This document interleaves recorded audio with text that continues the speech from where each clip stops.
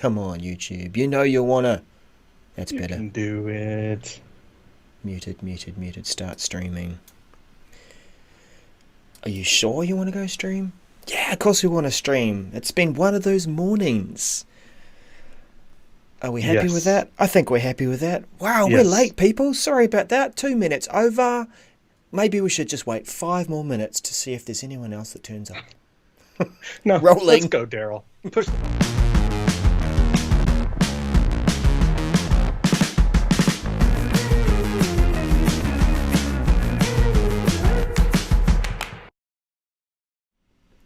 How many times have you heard that before? Too many? Yeah? And that was shortly after Can You Hear Me Now? Are You Seeing My Screen? And all those other lovely cliches which we still hear, even from the experts. Who are those Hmm. people? Yeah. People who are also learning, just at a different stage of the journey. Welcome, Right. everyone. Good now, good morning, good afternoon, good evening, good nights. We're not saying goodbye, by the way, but Yeah, don't yeah. say goodnight. No, Don't, no, because it's a people then will global turn us off and greeting. they'll go to sleep, and it Yeah, just. yeah, that's right. Um, uh, good, good now, Daniel. You got iced Hello. water. I I've do. got Well, a half a coffee in a Yama mug. great. Mm-hmm. I do have a clear liquid in my glass. All right. Sorry about the lateness. Having some fun with our gear this morning, um, Yes, among other things. But we're here now, and we're we joined are. by Suzanne Hunt, Phil Worrell, Jamie Willis Rose, and a few others. I like to say this, Hmm. and all the thousands of people that are a bit shy to Thousands. type in the chat. Hmm. Right. Hmm. I agree. Um, what's Tennessee the home of today? Because I've been seeing some Hot. good barbecue pictures lately. Yep. Of hot. We're home of hot. Just hot. We have 17 days straight, Mm-hmm. I think it is, of over 90 degrees Oh, Fahrenheit. oh, Fahrenheit. Okay. Um, so 90 degrees Fahrenheit is around 32 and a quarter Celsius. And so we've been above that. So we've hit 99 on Friday.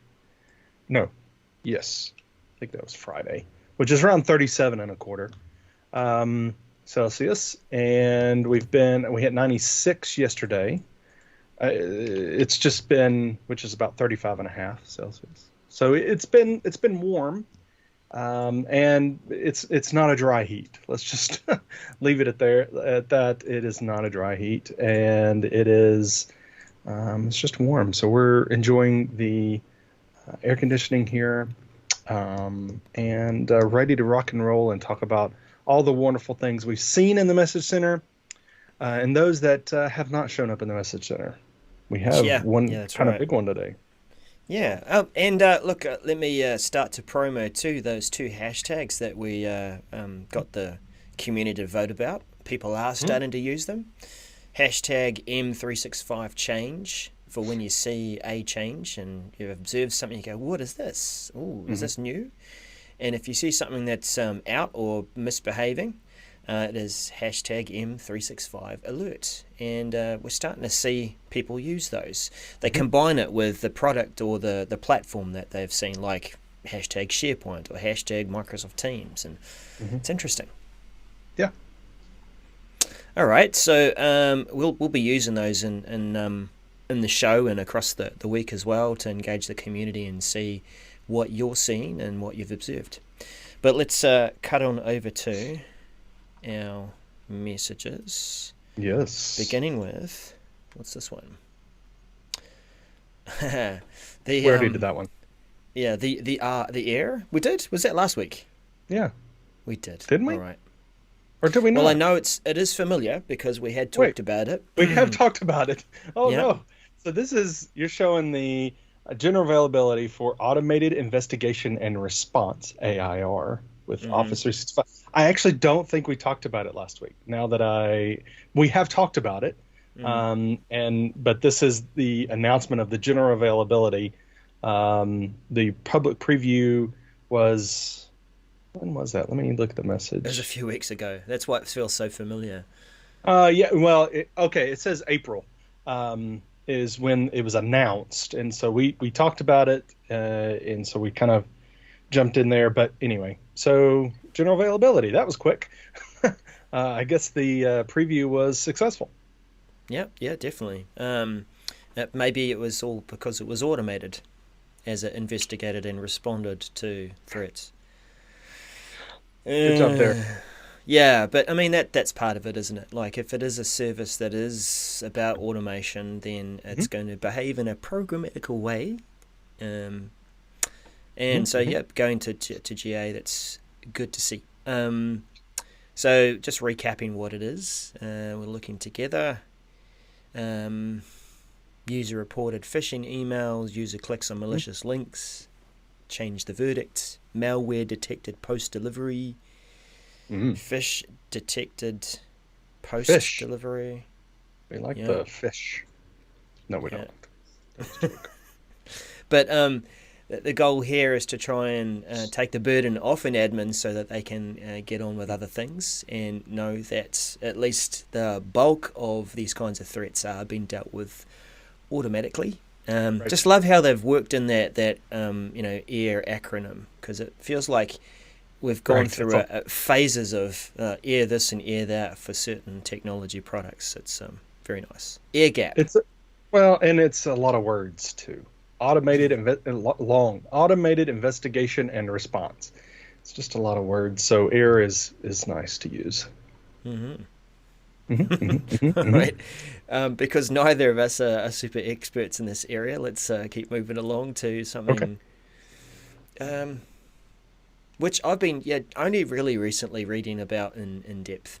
The sensitivity labels. I know that I've seen this feature talked about and bragged about. That's a great way to make content secure quickly by just choose one thing.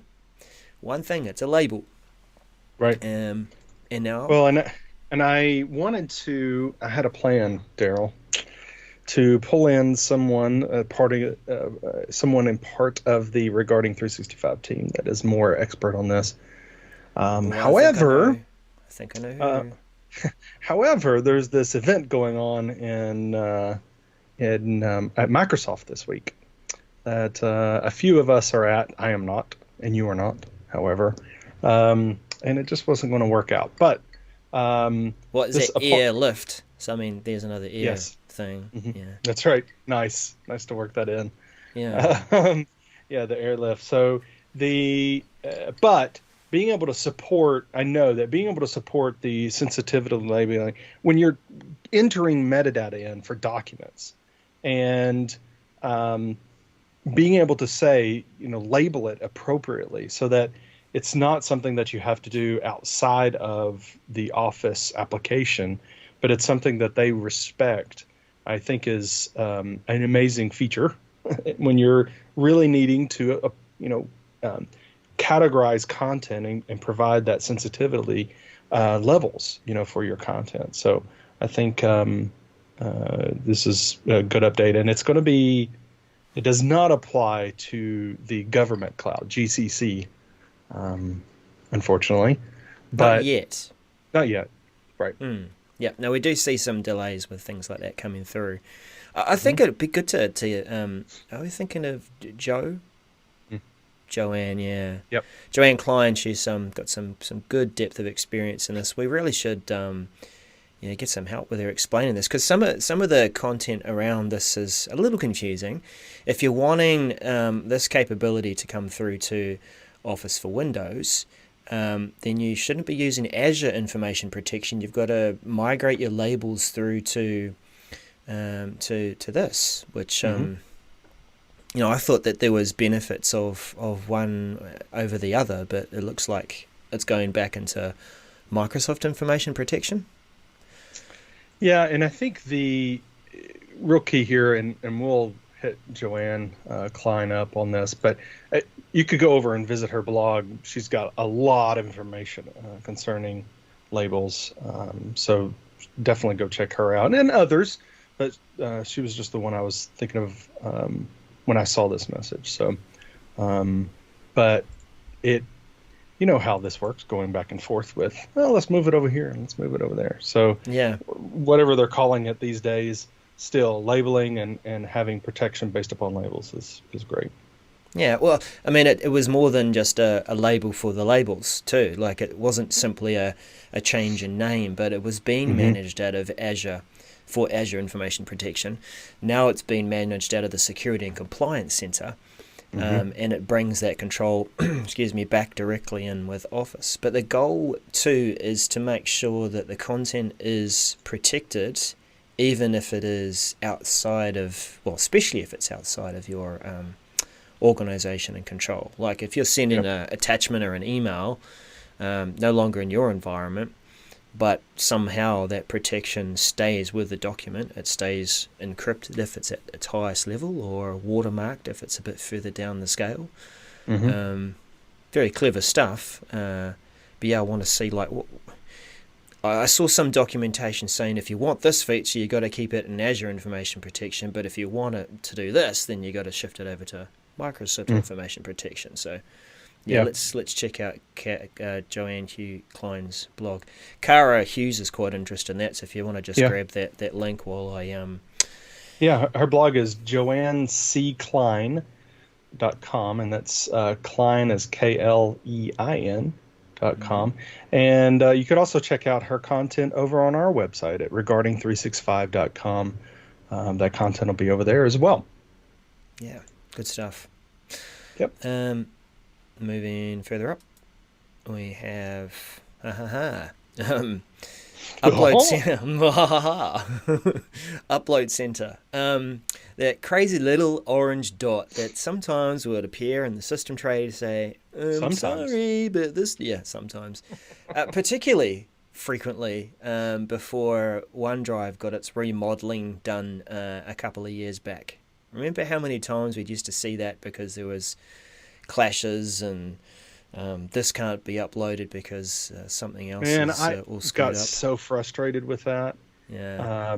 You just you have a Word document up and you save it, and you're just trucking along and you save it, and all of a sudden pops up in your system tray. Oh, we had a problem uploading that. What?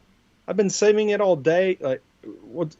You just now had a problem with it, and how do you fix that stuff? It was so difficult to fix it because there was so many. Well, try this and then try this other thing, and then delete delete the file. Like there's just so many remedies, and just to see the death of the Upload Center is frankly a welcome sight. So this announcement is Upload Center is being replaced by the in-app files needing attention experience.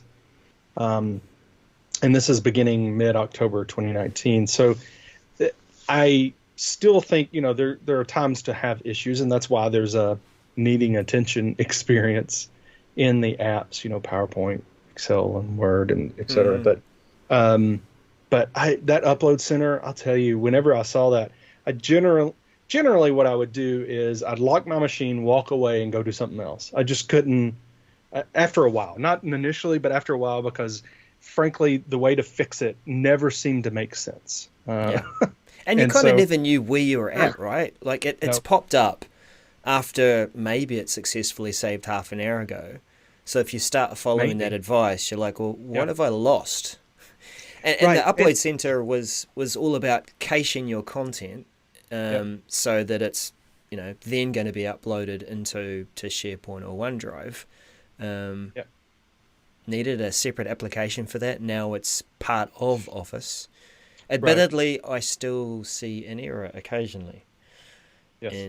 In like Word yesterday, I was typing away on a document and I found why it had clashed. It was because our book author had dropped in some comments and I hadn't been working on the local cached file. But I'm not supposed to worry about that. It's supposed to all happen seamlessly in the Just background. work.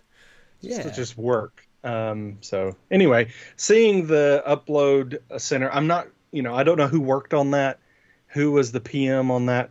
I'm sorry, but it's one of those, I didn't like it. So being replaced with the in-app, and hopefully it'll be a better experience and help us to understand where the issue has happened. Now, I'll tell you right now, I've had some frustration with the files needing attention experience as well. Mm. Not as much, and generally it's due to something that I did kind of squirrely, or being offline, or something, being something that, having how you can save to OneDrive. Yep. And sometimes Office saves it locally, so it sees it as C colon, users, whatever. But then sometimes it sees it as whatever live, whatever, that URL. So it's trying to save it online. And it gets confused if you're offline and you're trying to save it anyway. So we still have some problems, but generally speaking, it's pretty easy to resolve those. Bye, Upload Center. Yeah. Well, there was one other thing about this too. The distinction between a file that you are intentionally synchronizing using OneDrive, and then files that you just open because you've opened it from SharePoint or a place that you're not synchronizing. Right. This tends to deal with that. The uploading and caching of a file where you haven't intentionally downloaded it to your machine and you're synchronizing it that way. Yeah, well, there we go. Just start managing it from your... Oh, hey, we haven't given the advice. Let's see, what have they said? They have said. Instruct your users to go to File, Open, and Files Need Attention to open or discard files that did not save successfully. So this is some useful advice. It's not... You do not need to tell anything to your users. You do, actually. You really do. Yeah. Yes. Yeah, and they probably will ask about it in there. What's this exclamation mark, and why do files need my attention? I've been giving files attention all day, for goodness sake. Anyway. This is rolling out to the insiders, Office Insiders community, mid-October 2019, and the rollout will be completed by the end of December 2019. Are you an insider, Daniel? I am an insider, Darrell. All right. Whiteboard. Yes, sir. If you do not use Whiteboard on Surface Hub, you can disregard this notice. Well, I have this Surface Hub right here. Actually, it's Surface Hub 2, just so that you're all jealous. Yeah. Wow. Right, whatever. Wow. Big money. Did you get this message as well? I did. So, we talk about this quite frequently about messages are supposed to be targeted, and obviously this one's not targeted. But it may be that maybe they don't have telemetry on whether we've used it on the Surface or not. I don't know. Surface Hub, but I have used Whiteboard, so maybe that's why we're seeing it. I'm not sure. But I think it should say if you do not use or plan to use, because, what if I plan on using it in the future? But regardless, this is a configuration change for Whiteboard, and they communicated the change, this easy share, and last month, and this is the ability for us to make sure that we have it configured to work the way we want it to, right, Darrell? This is the settings for us to make sure that, do we want to turn it on or off for the entire organization, but do we want to enable the easy sharing from the Surface Hub? Well, it's our familiar share icon, and we tap that, and the last Surface Hub I used was a couple of weeks ago at a customer's place. I was delightfully surprised to see the new Whiteboard experience, because it's consistent now. I've got the same Whiteboard app on my Windows machine, on my Surface Pro. And yeah, just that share button allows me to either turn it into an image and then email it off, or save it somewhere. Anyway, it is resolved. So if you're using a Surface Hub, then... all good. But what's the action required by the 10th of October? Nothing. No, that's a little confusing. It is. Well, if you want to turn it, if you want to change the setting, the default setting, then you need to do that by October 10th. Okay. Good. Yep. Last one in the list. Yes, sir. Action requested, not required, but Right. please. Hang on. Oh, Requested. hang on. Action requested, action required. Yes. All right. It is required by the 30th that you take the requested action. There you go. That's the way to read it. Yeah. And which, may or may not be the case for you. Yeah. Yeah. So this is all about the new iPadOS, right? Mm. This is the new OS that Apple released, and making sure that if you're using Intune, that you are and conditional access, that it's addressed appropriately, because it's a new OS, right? So Intune needs to know that this new thing is there. Yeah. Um, Well, yep. it's the thing that's different about it is that we've had iOS for some time, which covered both iPad and iPhone. Right. Now they've branched it out to its own OS, so it does a few more things.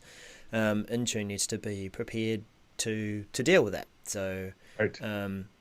with these new devices that they're going to start receiving, well, I wonder can they call it iPadOS 13? Because it is all the core iOS 13, but it's iPhone, iPad. So that's where it comes from. Mm-hmm. I'm looking forward to seeing it. Hasn't quite yet been released, but some that have been put in on the betas have been trying things out and pretty happy with it. So if you're wanting to, continue to protect those devices, have them bound to conditional access. If it's conditional access and you haven't made the changes or you haven't seen this, then it's likely to be blocking those devices anyway, not being able to recognize them. Mm-hmm. I would say that's the default, right? What is this device? Go away. Don't know you. See ya. Be gone. Bad device. Right. All right. Now on to Get our there. section for other stuff. Mm-hmm. What have you observed this week? Well, one thing I wanted to call attention to is some of the API changes that are going on behind the scenes for calls. And I tweeted it out. When did I tweet that out? But there's been some blog posts on the Office 365 dev site about this, that there's some changes and to the APIs, and they're pretty quick. It's not. So I tweeted it out actually this morning for API updates in the Microsoft Graph beta. So if you had beta changes or using those beta switches, or I'm sorry, using those API calls, but they were beta, but they're getting rid of them and replacing them. And if you're using them, then you need to make sure you update. So I wanted to make sure to highlight that. That blog post is called "Breaking Changes: Calls and Online Meetings API Updates in Microsoft Graph Beta." So that's on the Office 365 developer blog. Yeah, and that's a good place to be checking for other changes. I use a trick with the blogs and the tech community. I grab the RSS feeds and drop them all into Feedly, so I can go through daily, and I use that. It's sort of interleaved in between all the news that I might read as well, so I'm likely to bump into things. But yeah, sometimes you'll see a blog post that's released before a message in the message center. Sometimes it's the other way around. Right. Sometimes it's referencing old content. Yeah, scanning through, I didn't see anything in the few blogs that I usually follow. Yeah, but no observed changes that I can see. However, again, just repeating, encouraging you as a community to start using those hashtags, hashtag M365change. If you see something that's changed in Microsoft 365 and you want to share it, discuss it, see if anyone else has seen it, follow it by the hashtag of the product that you might have seen. Like if you've seen something change in Microsoft Teams, maybe they've released a different kind of background or something, or blur is blurrier.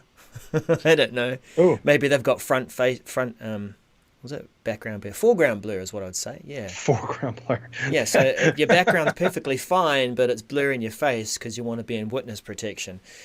Completely ignore the name underneath. So that would be worthy of a hashtag M365 change, hashtag Microsoft Teams, hashtag what the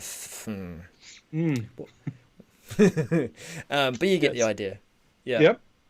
And then, so M365 change and M365 alert. So if you notice an outage, sometimes we've occasionally got some weird stuff going on, and it turns out to be things like Azure AD or something happening in your particular data center that's behaving badly. Yep. Teams not signing in or something. I don't know. Yep.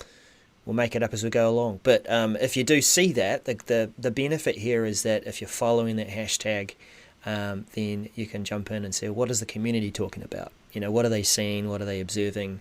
It's a bit raw, like it's not coming from official channels. If you follow, there's a Microsoft 365, what's it called, status update Twitter account, which is quite useful. It'll push out things that are authoritative. But it's good to also, as a community, just say, what are we seeing? And there's a bit of honesty in that too, isn't there?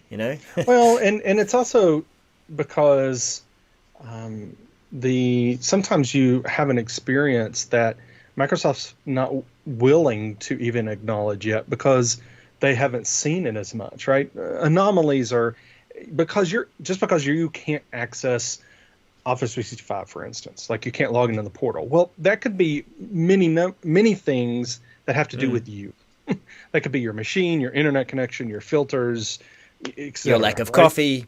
Your lack of someone cut your internet line down the street, whatever. Yep. And so you were driving and you were trying to log into stuff, and you probably shouldn't have been driving and logging in. Doing it. You'd mistyped the URL. So anyway, if there is an issue, you can call it out on the socials with those hashtags and letting people understand, hey, this might be going on, to where we can bring some awareness to it so that we do not go around, all of us individually, going, oh, is this not working? We can collectively go, oh, something is going on, and so maybe I shouldn't be throwing things against the wall because I'm so mad it doesn't work. Just go ahead and open up a ticket because there is something that's not working. So yeah, and that is the good follow on as well. We've seen some development around the ability to log tickets. That it's effectively, you can say, me too. Yep, I'm getting that issue as well, and by signaling that it's you as well, then that weight behind the 20, 30, 100, 500 people that are saying, yep, we see it as well, then it's going to get some priority. Yep. Yeah. But yeah, Phil does call out that the tweets that come from MSFT 365 status only come out for big issues. So they're not going to come out for something that's only happening in one data center. Yeah, maybe not. So just wanted to announce breaking news from Mary Jo Foley. We need a sound. We need a button. Anyway, we'll come up with that.